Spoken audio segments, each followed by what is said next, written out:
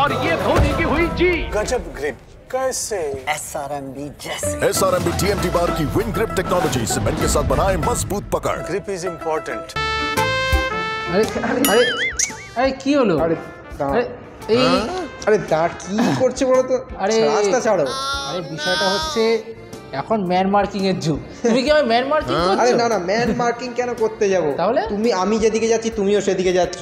মানে এখনো ঘোরপোর কাটেনি নাকি? মাঠে যাকে দেখলে মানে যেদিকে বল সেদিকেই সে, এখন কি ঘোরটোর কাটেনি নাকি? সেটা কে করছো না? কিন্তু সেটা কে? কে ভারতবর্ষের 1 নম্বর ডিফেন্ডার। ডিফেন্ডার? শুধু ডিফেন্ডার? ডিফেন্ডার না প্লেয়ার এটা তো আপনারা বলবেন। তিনি প্লেয়ার, তিনি খেলোয়াড়, তিনি তারকা, যার জন্য কার্যত জীবন বাজি রেখেছিল ইস্ট বেঙ্গল, সেই আনোয়ার আলী দেখালেন তিনি কি।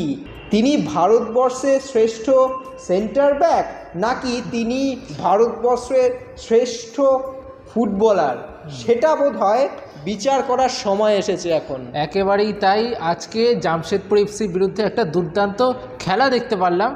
যদিও একটু হতাশ হবে ইস্টবেঙ্গল সাপোর্টাররা, কারণ এই ম্যাচটা 1-0 গোলে জেতার ম্যাচ ছিল না। এই ম্যাচটা অন্ততপক্ষে 4 থেকে 5 গোল মিনিমাম দেওয়া উচিত ছিল ইস্টবেঙ্গলের। যদি অ্যালবিনো গোমসের একটা দুর্দান্ত কিছু গোলকিপিং এবং তার সাথে সাথে নন্দকুমার এবং দিমিত্রিয়াসের কিছু মিসের কারণে, কিন্তু শেষ অবধি দিমিত্রিয়াস গোলটা করলেন, এইটা নিয়ে আমরা প্রত্যেকে খুশি। তবে যে প্লেয়ারটাকে নিয়ে আজকে আমরা আলোচনা করব, যে প্লেয়ারটাকে নিয়ে আমাদের কথা, দিমিত্রিয়াস দিয়ামান্তাকোস, ক্লেইটন সিলভা ম্যাচের সেরা হয়েছে, পিভি বিষ্ণু, সব ঠিক আছে, কিন্তু যে মানুষটা যার খেলা দেখে গোটা স্টেডিয়াম তো বটে, প্রেস বক্সও চমকে গিয়েছে, তিনি হলেন আনোয়ার আলী। আনোয়ার আলীর খেলা নিয়ে, আনোয়ার আলীর পারফরমেন্স নিয়ে, তার গুণগত মান নিয়ে কিন্তু কোনো প্রশ্ন হবে না, সেটা আগেই জানা ছিল। যখন তিনি মোহনবাগানে খেলতেন সেই সময় আমরা আনোয়ার আলীর প্রশংসা করেছি যে তিনি কত বলে একজন প্রোগ্রেসিভ পাসার। কিন্তু ইস্টবেঙ্গলে এসে যেন একেবারেই একটা আলাদা আনোয়ার আলীকে দেখতে পাচ্ছি, যে আনোয়ার আলী নিজেকে এক্সপ্রেস করতে পছন্দ করে। মোহনবাগানে কিন্তু একটা জিনিস চরিত্র খেয়াল থাকবে, দলটা তো ভালো ছিল, সেভাবে নিজেকে এক্সপ্রেস করার সুযোগ পায়নি। গোল কিন্তু করেছেন আনোয়ার আলী, ভালো খেলেছেন, ভালো ফুটবল খেলেছেন, কিন্তু সেই যে এক্সপ্রেসটা, এত ভালো ভালো প্লেয়ারদের মাঝে এক্সপ্রেস করার সুযোগটা পায়নি। ইস্টবেঙ্গলে এসে যারা বুঝিয়ে দিচ্ছেন যে তিনি থাকাতে এই দলটা কতটা বেশি কমফোর্টেবল, এবং আজকে সেটা বোঝা গেল। আজকে শুরু করলেন সেন্ট্রাল ডিফেন্সিভ মিডফিল্ডে, যেটা পজিশন নয়। পাঞ্জাব ম্যাচে তিনি অনভ্যস্ত পজিশনে এত ভালো খেলে দিয়েছেন যে অস্কার ব্রুজোকে কার্যত বাধ্য করিয়েছেন নিজের positive central defensive midfielder Jeakson সিংকে বসিয়ে সেই আনোয়ার আলীকে খেলাতে। একদম।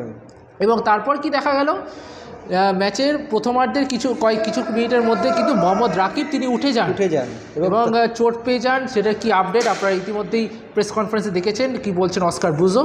এবং সেইখানেই দাঁড়িয়ে তাকে আবার রাইট ব্যাকে শিফট করা হয়, যেটাও তার অনভ্যস্ত পজিশন। একদমই এইটাই বোঝা যায় যে আনোয়ার আলী যদি জল হয়, মানে যে পাত্রেই জলকে রাখুন না কেন, জল সেই পাত্রের আকার ধারণ করবে। আনোয়ারকে যে পজিশনেই খেলান না কেন, আনোয়ার ঠিক তার কাজটা করে দেবেন। এবং ওর খেলায় একটা না খুব স্বচ্ছতা বোঝা যায়, যেটা আমাদের ভারতীয় ফুটবলারদের মধ্যে খুব কম রয়েছে। মানে খুব ক্লিন ফুটবল, এমন নয় যে খুব হড়বড়িয়ে থাকেন। কিছু ভিডিও মোহনবাগান সমর্থকরা তারা একটু কি বলবো, রাগে অভিমানে তারা কিছু ভিডিও শেয়ার করে, যখন তিনি পায়ের তলা দিয়ে গোল খাচ্ছে, পায়ের তলা দিয়ে কাটিয়ে নিয়ে যাচ্ছে, সেরকম কিছু ভিডিও তারা শেয়ার করেন। তবে আনোয়ার আলী, যদি আপনি প্রকৃত একজন ফুটবল প্রেমী, প্রকৃত একজন ভারতীয় ফুটবল প্রেমী হন, আনোয়ার আলী প্রশংসা কিন্তু করতেই হবে। এবং হয়তো তোমার কাছে আসবো অবশ্যই যে এই আনোয়ার আলীকে নেওয়ার জন্য ইস্টবেঙ্গল যে কী জান প্রাণ লড়িয়ে দিয়েছে। কেন লড়িয়ে দিল? জামশেদপুর ম্যাচটা শুধুমাত্র একটা উদাহরণ, একটা প্রমাণ, তার একটা জাস্ট উদাহরণ। মানে অনেকগুলো উদাহরণ যদি তোলা হয়, এই জামশেদপুর ম্যাচটা স্রেফ একটা উদাহরণ। এর আগেও আমরা বলতে পারতাম, আগেও আমরা এই নিয়ে একটা চ্যাট শো করতে পারতাম, কিন্তু দেখো আমরা আগে একটা আমাদের এক্সট্রা টকেই একটা চ্যাট শো করেছিলাম, যেখানে বলেছিলাম যে মানসিকভাবে যদি স্ট্রং হতে পারে আনোয়ার আলী, যদি মানসিকভাবে তার স্বস্তিটা ফিরে আসে, তাহলে হয়তো আমরা সেই পুরনো আনোয়ার আলীকে দেখতে পারবো। এবং দেখো একটা যতই হোক একটা খেলোয়াড়ের ওইরকম একটা পরিস্থিতি, সে ফিফার সমস্ত সংস্থা, আইনের সমস্ত জটিলতা সমস্ত কিছু রয়েছে, তার মধ্যে দিয়ে একটা মেন্টাল প্রেশারে ছিলেন। এখন কার্যত সেটা অনেকটাই কম, ফলে সময় যত এগোচ্ছে না একটা প্লেয়ারের সেই মানসিক মানসিক যে ত্রুটি বিচ্যুতি থাকে সেই সমস্ত কিছু থেকে পেরিয়ে আসছেন এবং আনোয়ার আলী বোধহয় সেই ফুটবলটাই উপহার দিতে চাইছেন। আনোয়ার আলীর মেন্টাল স্ট্রেংথনিং কোনো কথা হবে না, তাকে স্বয়ং সর্বভারতীয় ফুটবল ফেডারেশন পর্যন্ত বলেছিল তুই ফুটবল খেলতে পারবে না, কারণ কি তার হৃৎপিণ্ডের সমস্যা ছিল। কিন্তু সেইটাকে ওভারকাম করে এআইএফএফকে ট্রাম্প মেরে তিনি কিন্তু ফুটবলটা খেলেছেন, জাতীয় দলের হয়ে খেলেছেন, মোহনবাগানে সাফল্যের সাথে খেলেছেন, ইস্টবেঙ্গলেও সাফল্যের সাথেই খেলছেন। এবং অস্কার ব্রুজো এইরকম একজন রত্নকে পেয়ে, একজন রত্নই আমরা বলতে পারি আনোয়ার আলীকে, রত্নকে পেয়ে কার্যত ভাষা হারিয়ে ফেলছে। যখন প্রশ্ন করা হয়েছিল সাংবাদিক বৈঠকে আনোয়ার আলীকে নিয়ে, যে আনোয়ার আলী আসাতে তোমার কত সুবিধা হয়েছে, কারণ অস্কার ব্রুজো তো প্রথম থেকে ছিলেন না, তিনি স্বাভাবিকভাবেই বিষয়টা বোঝেনি, মাঝপথে এসেছেন, তিনি দেখছেন পুরো টিমটাকে। এবং আনোয়ার আলীর মতো একজন প্লেয়ার আসাতে অস্কার ব্রুজো মুগ্ধ, তিনি বাকরুদ্ধ, মানে বলার ভাষা পাচ্ছেন না। হয়তো অস্কার ব্রুজো তার কেরিয়ারে সবথেকে সেরা প্লেয়ারকেই এখন অনুশীলন করাচ্ছে, তিনি হলেন আনোয়ার আলী। কী বলছিলেন অস্কার ব্রুজো সেটা একবার শুনে নেব। Anwar is top player, top guy, top person, and he's a team man. So he has never used any complaint, neither a bad face. Anwar knows very well that he is in service of the team, and it's true that in any position he plays, he always shows that he is the best player in that area. So we should be very happy and very proud to have such a good player in our club. আর দেখো শুভজি, তুমি বললে না যে কার্যত এআইএফএফকে challenge করে ফিরিয়ে নিয়ে এসছেন, যে ছেলেটার বা যে খেলোয়াড়ের হৃদযন্ত্রের সমস্যা থেকে তিনি জীবনকে বাজি রেখে ফিরে আসতে পারেন, সেই তো বুঝবেন এই বুকের কলজের জোর। একদমই একদমই, মানে কত কথা হয়েছিল ইস্টবেঙ্গলে আসা নিয়ে, কত সমালোচনা, কত আঘাত প্রত্যাঘাত, কত কিছু সহ্য করতে হয়েছে মানসিকভাবে। একটা ফুটবলার সবসময় চায় যে ফুটবল খেলুক, তাকে ফুটবল থেকে বাইরে থাকতে হয়েছিল বেশ কিছুদিন, তার কারণ এই আইনি মামলা, এই সমস্ত কিছু। আনোয়ার আলী যতটা লড়েছিলেন তার থেকে বোধহয় লড়েছিলেন ইস্টবেঙ্গল কর্তারা, কার্যত প্রতিপক্ষের ডেরায় হানা দিয়ে কার্যত আনোয়ার আলীকে নিয়ে আসা হয়েছিল ইস্টবেঙ্গলে। যেটা সবথেকে খুব উল্লেখযোগ্য বিষয়, যেটা মানে যখন ডুরান্ড কাপের যখন রাষ্ট্রপতি মিট হয়েছে, প্রেসিডেন্টস মিট যখন হয়েছিল, সেখান থেকে তারপর চণ্ডীগড় এসে রঞ্জিত বাজাজের সাথে ইস্টবেঙ্গল শীর্ষকর্তা দেবব্রত সরকার এসে আলোচনা, এই যে সার্জিক্যাল স্ট্রাইকটা হলো, মোহনবাগান থেকে প্লেয়ার আনা কিন্তু খুব কঠিন, সেটা এখন হোক আগেও হোক, এটা কিন্তু খুব কঠিন বিষয়।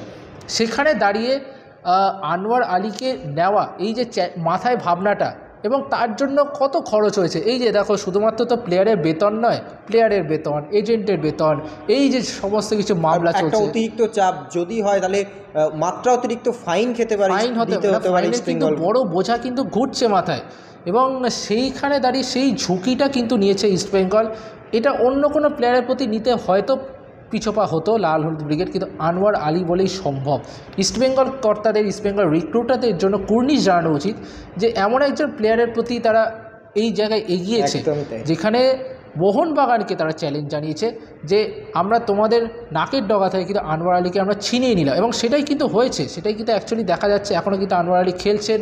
আগামী 16 কি 17 জানুয়ারি আবার একটা প্লে স্ট্যাটাস কমিটির শুনানি হবে, কিন্তু সেটা তখনও অবধি হবে না যতক্ষণ না ফিফা নতুন রেগুলেশন আছে। এটা আপনারা জানেন, আপনারা অবশ্যই ভিডিওতে দেখেওছেন যে ফিফা যতক্ষণ তাদের নতুন আরটিএসপি, তুমি ছেড়ে দাও এসব কিছু, সমস্ত আইন কানুন ছেড়ে দাও, তুমি আইন কানুনে এখন ভরে গেছে, মানে সবাই এখন আইনজীবী হয়ে গেছে। আইনজীবী ছেড়ে দাও, আইনজীবী অত আইন তুমিও বোঝো না, আমিও বুঝি না। যেটা বোঝো সেটা হচ্ছে পারফরমেন্স। যে মাঠে আজকে খেলাটা দিল আনোয়ার আলী, সেটা ডিফেন্সে হোক, মিডফিল্ডে হোক, যে কোনো জায়গায় আনোয়ার আলী যে পারফরমেন্সটা দিল সেটা নিয়ে বলো, সেটা যে হ্যাটস অফ আনোয়ার আলী। এবং কেন তিনি ভারতবর্ষের one of the best footballer, আমরা বারবার আলোচনা করছি যে ফুটবলার, সেটা বোধহয় বর্তমান সময়ের বেস্ট ডিফেন্ডার বলবো না, বর্তমান সময়ের বেস্ট প্লেয়ার। এত সুন্দর ফুটবল, যেটা প্রথমেই বলা খুব ক্লিন ফুটবল। দূর থেকে শটটা দেখলে ফার্স্ট হাফে একদম জোরালো শট, সেটা পোস্টে গিয়ে লাগলো। আমি এখনও মাথায় ভাবছি যে ইনসাইড পোস্টে লেগে সেটা কী করে বাইরে চলে এলো। নর্মালি যে কোনো অন্য কোনো প্লেয়ার হলে, মানে অন্য কোনো শট হলে সচরাচর গোলে ঢোকে, ইনসাইড পোস্টে গিয়ে বেরিয়ে গেল। আর এবং ডায়াগোনাল পাসগুলো, যেভাবে একের পর এক ডায়াগোনাল পাস তিনি বাড়াচ্ছেন, সত্যি অসাধারণ। মানে একজন অতিরিক্ত বিদেশি যেন খেলাচ্ছে ইস্টবেঙ্গল, এবং সেটা স্পষ্ট বোঝা যাচ্ছে, সেটা আমাদের দেশের। এবং এটাই আনোয়ার আলীর ভবিষ্যৎ কী হবে সেটা সত্যি এখনও অজানা। তবে যতক্ষণ তিনি ইস্টবেঙ্গলে রয়েছেন, ইস্টবেঙ্গল সমর্থকরা বুক চিতিয়ে থাকুন, আশা রাখুন যে অন্ততপক্ষে আনোয়ার আলী পাস থেকে খুব বেশি, কিন্তু খুব হয়তো দু একটা খুব হাতে গোনা কিছু বল হয়তো গলতে পারে, কিন্তু খুব বেশি কিন্তু নয়। আনোয়ার আলী তিনি কিন্তু এসেছেন ইস্টবেঙ্গলকে ভরসা দিতে। এবং মনে আছে একটা কথা, যখন ক্ষুদিরাম অনুশীলন কেন্দ্রে যখন তিনি এসেছিলেন, তখন একটা কথা বলেছিলেন, খুব আমি বলবো গায়ে লেগেছিল মন মার সময়, সেটা ডিফারেন্স তো হে। সেটা কী ডিফারেন্স সেটা তো আগামী দিনে বোঝা যাবে। কিন্তু ইস্টবেঙ্গলকে যে লড়াইতে তুলছে না, এবং কেন আনোয়ার আলীকে ইস্টবেঙ্গলে নিয়ে আসা হয়েছিল তার প্রমাণ বোধ হয় আজকের ম্যাচটা। একদম আজকের ম্যাচটা কিন্তু সেটা প্রমাণ। এখন এটাই দেখার কামনা রইল, শুধুমাত্র ইস্টবেঙ্গল প্লেয়ার হিসেবে নয়, ভারতবর্ষের প্লেয়ার হিসেবে আনোয়ার আলী এভাবে খেলুক, এভাবে এগিয়ে যাক। কারণ আমি এই কথাটা দিয়ে শেষ করব, অনেক প্রাক্তন ফুটবলারদের মুখে আমরা শুনেছি না যে আমাদের সময়ের এই প্লেয়াররা খেলতো, এখনকার দিনে তো সেই প্লেয়ার পাওয়াই যায় না। হয়তো মানে আমরা যারা তরুণ, তুমিও অনেক সময় প্রাক্তন ফুটবলারদের বাইট নিয়েছো, আমিও প্রাক্তন ফুটবলার, যারা আমাদের সমবয়সী যারা আছে, একটা অভিমান থাকে যে কি আপনাদের সময় এরা খেলছে, ঠিক আছে খেলছে তো খেলছে, আমাদের সময় কি নেই? আমাদের সময় আমরা বোধহয় পরবর্তী প্রজন্মকে আমাদের সময় বলতে পারবো যে একজন আনোয়ার আলী ছিলেন, একজন সুনীল ছেত্রী, একজন আনোয়ার আলী কিন্তু আমাদেরও ছিলেন, সেটা নিয়ে কিন্তু গর্ব আমরাও করতে পারি। নমস্কার, ধন্যবাদ। আপাতত বছরের শেষ ম্যাচ আজকে, হোম ম্যাচ। আপনাদের সঙ্গে দেখা হবে নতুন বছরে এক্সট্রা টকে, এবং এক্সট্রা টাইম বাংলার এই বিশেষ সেগমেন্ট খেলার পরে এক্সট্রা টক। আপনাদের জন্য ভালোবাসার জন্য অনেক ধন্যবাদ, এবং অবশ্যই আমাদের চ্যানেল সাবস্ক্রাইব করবেন, আমাদের ইউটিউব এবং ফেসবুক চ্যানেল। আপাতত ধন্যবাদ, শুভরাত্রি। Extra time.